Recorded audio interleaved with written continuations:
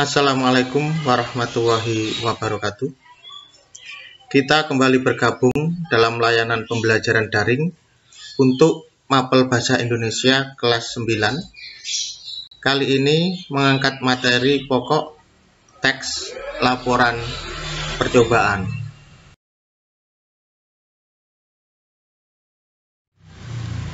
Pada pertemuan pertama ini, kita akan membelajarkan kompetensi dasar atau KD 3.1, yakni mengidentifikasi informasi dari laporan percobaan yang dibaca dan didengar.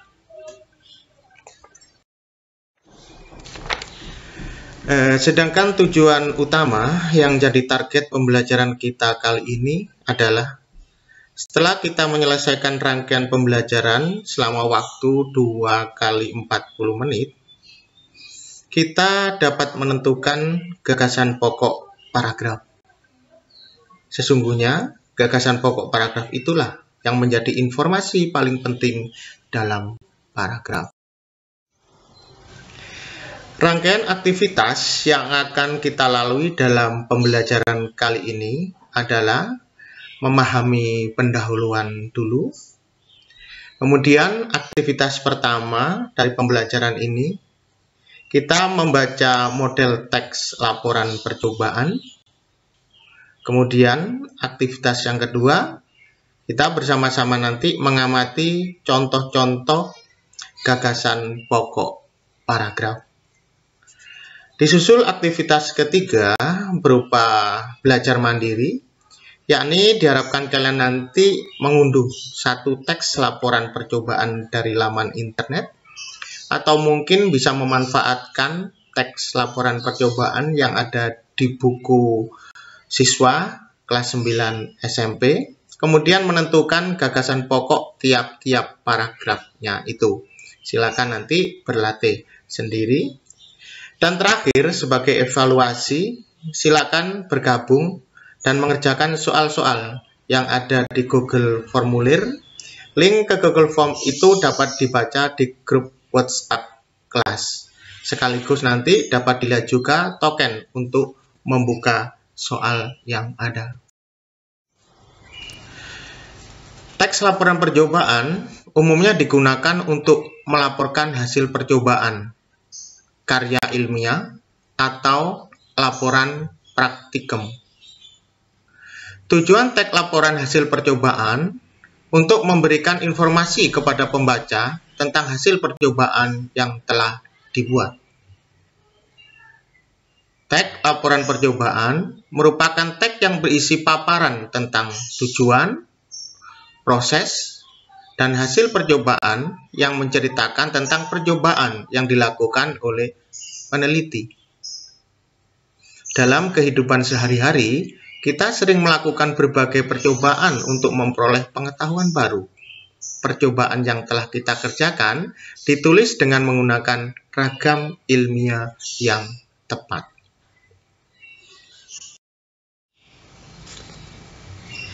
Kita masuk pada aktivitas pembelajaran yang pertama, yaitu mengamati contoh teks laporan percobaan. Ini merupakan paragraf pertama teks laporan percobaan. Mari kita baca bersama-sama. Membuat teleskop sederhana. Agar bisa mengamati benda-benda yang berada di langit, dibutuhkan alat yang canggih yang biasa disebut dengan teleskop. Teleskop adalah sebuah teropong besar yang dipakai di dalam astronomi. Ilmu ini mempelajari benda-benda yang ada di langit atau luar angkasa. Astronomi tidak akan bisa berkembang dengan baik karena banyak orang yang berpendapat bahwa astronomi membutuhkan teleskop yang mahal serta memiliki teknologi yang canggih. Paragraf yang kedua. Adapun alat dan bahan yang dibutuhkan adalah seperti berikut ini. 1. Lensa objektif loop atau lensa cembung praktikum. Biasanya dijual di toko alat laboratorium menggunakan diameter 5 cm. 2. Pipa PVC dan pelup dengan panjang kurang lebih 30 cm. 3. Perkakas seperti gergaji dan lem perkat. 4. Lensa okuler. Bisa juga dengan membeli lensa di toko alat laboratorium dengan menggunakan diameter 2,5 cm. Paragraf yang ketiga. Agar pekerjaan kita dapat berhasil dengan baik, maka mari kita ikuti langkah-langkah kerja berikut ini. 1. Langkah pertama yang harus dilakukan adalah tentukan terlebih dahulu panjang badan teleskop. Dengan menggunakan rumus fisika yang sudah kita ketahui, FOB tambah FOB sama dengan L. Jarak titik api lensa objektif yang FOB tadi ditambah jarak titik api lensa okuler sama dengan L atau panjang. 2. Potong pipa PVC yang panjangnya sudah diketahui tersebut. 3. Letakkan lensa objektif ke dalam sambungan pipa. Kemudian sambungkan sambungan pipa yang sudah berisi lensa tadi di ujung paling depan pipa PVC yang sudah kamu ukur. Ingat, lensa objektif letaknya harus di depan lensa okuler. Pasangkan perlup di ujung paling belakang pipa. Teleskop sederhana telah selesai kita buat. Paragraf selanjutnya, setelah melalui langkah-langkah tersebut, kini teleskop sederhana dapat digunakan untuk mengamati benda-benda di langit, seperti kawah bulan ataupun planet-planet terdekat dengan bumi. Untuk mengamati benda langit yang jaraknya jauh, ternyata tidak selalu harus menggunakan alat yang memiliki teknologi yang sangat canggih. Kita bisa membuatnya sendiri dengan biaya yang relatif lebih murah dan sederhana. Silakan mencoba. Nah, itulah tadi contoh model teks laporan percobaan. Selanjutnya, kita masuk pada aktivitas yang kedua, yaitu mengamati contoh gagasan pokok paragraf. Sebagai catatan, informasi penting harus kita pahami pada setiap bacaan adalah keberadaan gagasan pokok paragraf. Karena gagasan pokok paragraf inilah yang menjadi intisari pembicaraan sebuah teks. Masih ingatkah kalian apa itu gagasan pokok paragraf? Baiklah, gagasan pokok paragraf adalah ide dasar atau sebuah inti pembahasan yang tertulis dalam paragraf. Gagasan pokok menjadi gagasan dasar pengembangan sebuah paragraf. Dalam sebuah paragraf, kita dapat menemukan gagasan pokok dalam kalimat utama. https://scientific.com. Kalimat utama itu berada di bagian awal paragraf untuk paragraf deduktif dan berada di bagian akhir paragraf untuk jenis paragraf induktif. Untuk menambah konsep pengetahuan tentang gagasan pokok dan kalimat utama, silakan mencari informasi di internet. Ini gagasan pokok pada paragraf yang pertama. Paragraf ini kita ambil dari model teks laporan percobaan yang sudah kita baca bersama pada aktivitas yang pertama tadi. Gagasan pokoknya adalah Untuk mengamati benda-benda langit diperlukan teleskop. Untuk mengamati benda-benda langit diperlukan teleskop.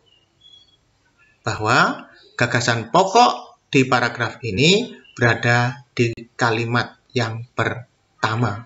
Akan tetapi, rumusan dari gagasan pokok itu lebih singkat dari rumusan kalimat utama yang ada. Selanjutnya, paragraf yang kedua. Seperti ini. Sama, kita ambil dari contoh teks laporan percobaan yang sudah kita baca di bagian sebelumnya. Gagasan pokok yang terdapat dalam paragraf di atas terdapat pada kalimat pertama, yakni alat dan bahan yang dibutuhkan untuk membuat teleskop. Itu gagasan pokoknya. Alat dan bahan yang dibutuhkan untuk membuat teleskop. Lanjut. Untuk paragraf yang ketiga dari teks laporan percobaan yang ada, sejenak kita lihat kembali. Nah, gagasan pokok yang terdapat dalam paragraf di atas terdapat juga pada kalimat pertama, yakni langkah-langkah membuat teleskop. Langkah-langkah membuat teleskop. Lanjut. Nah, paragraf yang keempat. Gagasan pokok yang terdapat dalam paragraf di atas terdapat pada kalimat pertama juga, yakni setelah selesai dibuat, teleskop sederhana dapat digunakan untuk pengamatan benda-benda langit. Itu gagasan pokoknya. Ini paragraf yang terakhir atau yang kelima.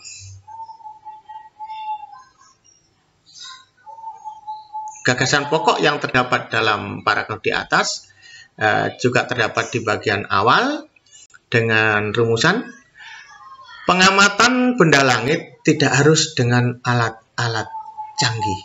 Pengamatan benda langit tidak harus dengan alat-alat canggih.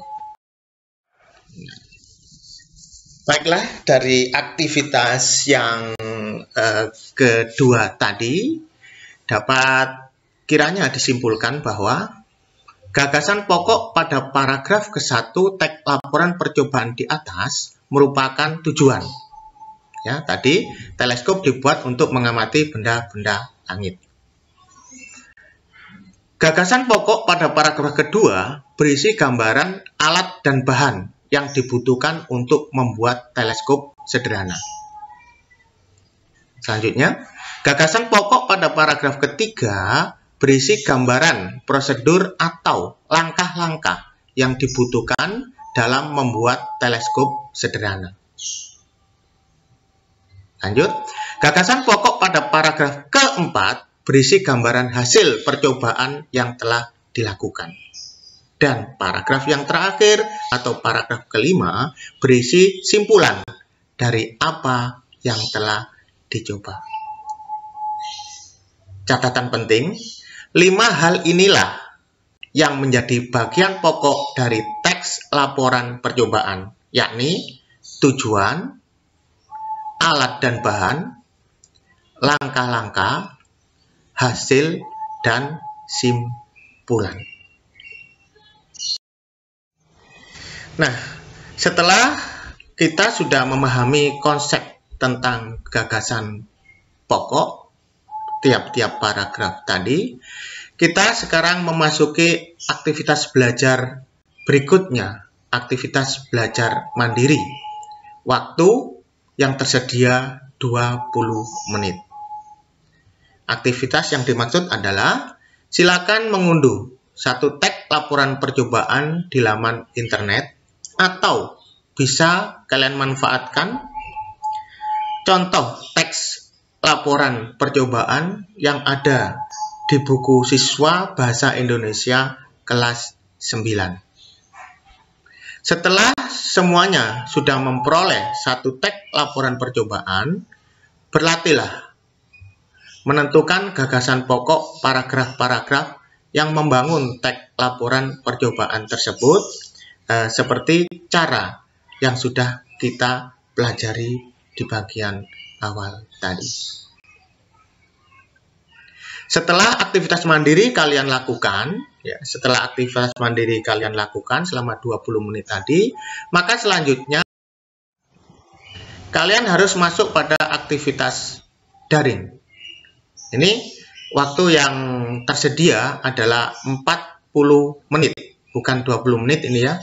Maaf, aktivitas daring di sana nanti 40 menit. Silakan bergabung ke Google Formulir atau Google Form dengan link yang sudah ditentukan. Lihat di WhatsApp grup kelas kalian. Sudah tercantum di sana link yang harus kamu gunakan. Sekaligus nanti di sana juga dicantumkan token. Jangan lupa nanti memasukkan token untuk membuka soal-soal yang ada. Nah, untuk evaluasi hasil belajar kalian, silakan mengerjakan soal-soal atau tugas-tugas yang ada di dalam Google Formulir tersebut. Nah, demikianlah seluruh rangkaian kegiatan yang kita lakukan pada pertemuan yang pertama ini. Terima kasih. Sekali lagi bahwa kita harus tetap semangat dalam melaksanakan kegiatan pembelajaran. Sampai jumpa pada layanan pembelajaran daring Bahasa Indonesia SMP. Semoga kesuksesan selalu dekat dengan kita semua. Assalamualaikum warahmatullahi wabarakatuh.